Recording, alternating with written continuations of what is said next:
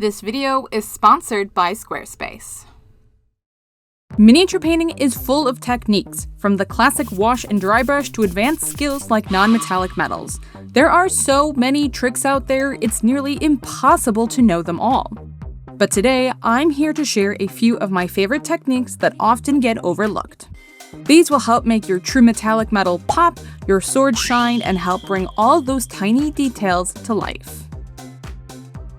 Today, I'm painting Canoness Viridian, a model inspired by John Blanche. I like this model because she feels different, like she got a little extra love during the design process. Maybe it's the exaggerated hair or the tiny details. Whatever it is, she's the perfect canvas to show off these techniques. Let's start with true metallic metals, or TMM. The usual approach, layer a metallic paint, slap on a wash, and call it a day, gets the job done but doesn't always do your model justice. For this model, we are instead going to reinforce the highlights and shadows naturally created by our metallic paint with the use of darker and lighter colors. But the secret is to use darker and lighter metallic paints, not regular paints. After a mid-tone base coat of teal is applied all over the model, I'm mixing up a near black metallic paint for my shadows, placing it under the thighs, calves, and jetpack. Basically anywhere light wouldn't naturally hit. Approximately the bottom 33% of each element. The reason we want to use metallic, black, and white to add highlights and shadows to our model is because working with normal acrylic paints mixed with metallic paints decreases the shine of that metallic, which can therefore be distracting. Instead, we want our layers to reinforce the highlights and shadows that naturally appear from using metallic paint, helping the model stand out overall.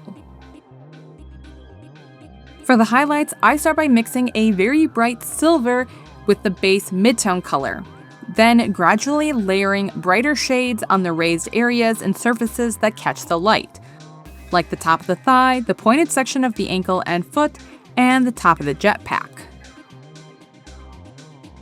I like to make my highlights and shadows pretty intense with the metallic paint, as subtle changes are harder to notice. But I reserve my pure silver for edge highlighting. Edge highlighting is taking a bright silver or metallic white if you have it and hitting the raised edges of the armor and the sharp, tiny details. This technique goes hand in hand with a technique we will talk about later in this video. For my gold accents, I follow a similar process. Base coat, wash with Reikland Flesh Shade to keep my gold nice and warm while darkening the recesses.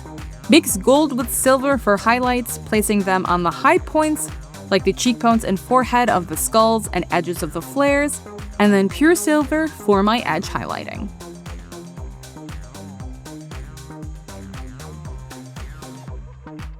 Miniature painting can seem overwhelming, but designing a website is easier than ever with Squarespace.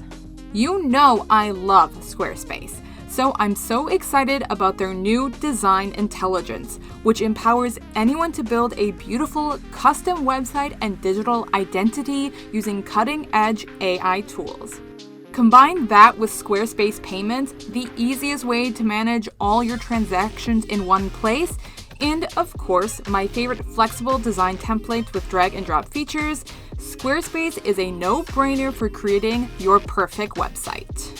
When you're ready to start, head to squarespace.com for a free trial. And when you're ready to launch, use code LYLAMEV to save 10% off your first purchase of a website or domain. All right, back to painting.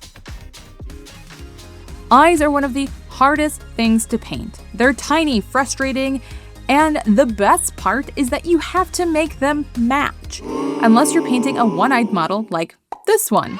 Thank you, Canoness Viridian. I always paint the eyes first when working on the face. Trust me, nothing ruins your day faster than finishing a perfect face and then botching the eyes, so better to be safe than sorry. Start with a white base layer in the socket, then add eyeliner with a dark black or deep red, because even your Warhammer soldiers deserve fabulous lashes. They also just help differentiate the eyes. Your brush should have a nice, sharp point, and you should feel like you're hardly putting any pressure onto the model at all. After that, dot the pupil using the tip of your brush or a micron marker. If your brush isn't cooperating, make sure it's slightly damp. Paint sticks to the bristles if the brush is too dry, making it difficult to apply those tiny dots. Finally, clean up the edges with your skin tone before painting in the rest of the face. You can learn more about painting eyes in this video here. And as a side note, I definitely make this sound easy. It is not. Even I redo eyes a million times. Next up, swords. The trick to making a sword look sharp and shiny is mastering gradients. But before you get overwhelmed, think of it like we're painting a checkerboard. Basically, a light and dark alternating pattern which goes both horizontally and vertically across the blade. For a beginner-friendly metallic sword, I recommend a single gradient from dark to light. As you get more advanced, you can add more gradients, making your sword look more metallic. Here, I'm starting with a bright silver base coat. Then I create a gradient of 3 colors.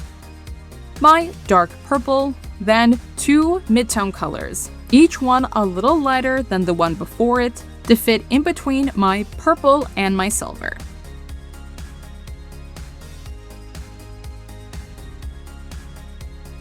I'm placing my darkest shades near the hilt and the tip on opposite sides of the sword.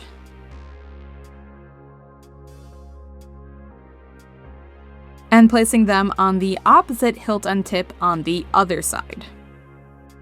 Then I'm placing the rest of my colors on the sword, giving each color about a quarter of the sword's total length. Note that the midtone color will be right next to each other on either side of the blade. That's just how it works out. Then I'm painting the fuller with my dark purple.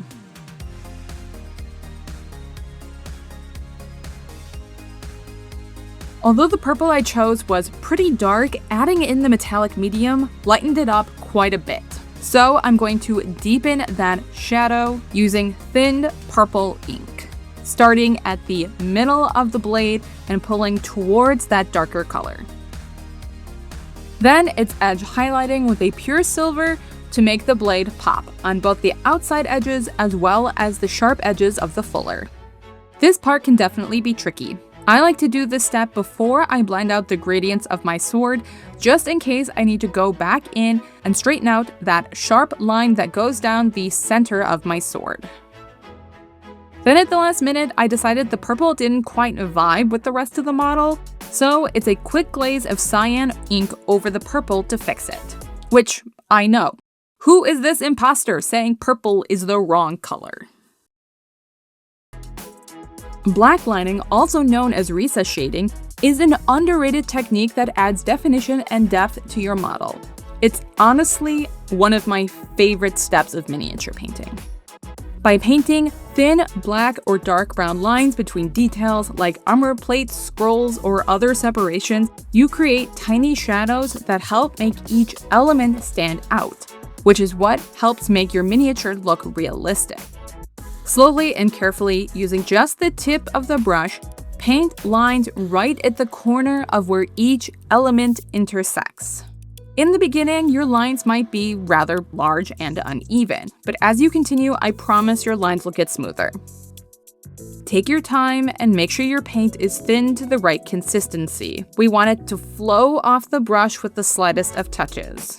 Again, if you're having trouble getting the paint off the brush, make sure that your brush is slightly wet. And remember, you can always go back in and paint over any wayward lining. Any area that you edge highlight should get a layer of lining as well, and almost anywhere you line should probably get a layer of edge highlighting. These two techniques go hand in hand and should be used just about everywhere on your model. Has this video illuminated some mysteries of miniature painting? If you like what I do, you know the drill. Like, comment, subscribe. You can buy literally anything from the Amazon affiliate links down below and I'll make a little bit of money. Doesn't cost anything extra for you, it's just a little bit for me. Thanks so much for taking the time to watch this video. I'll see you next time.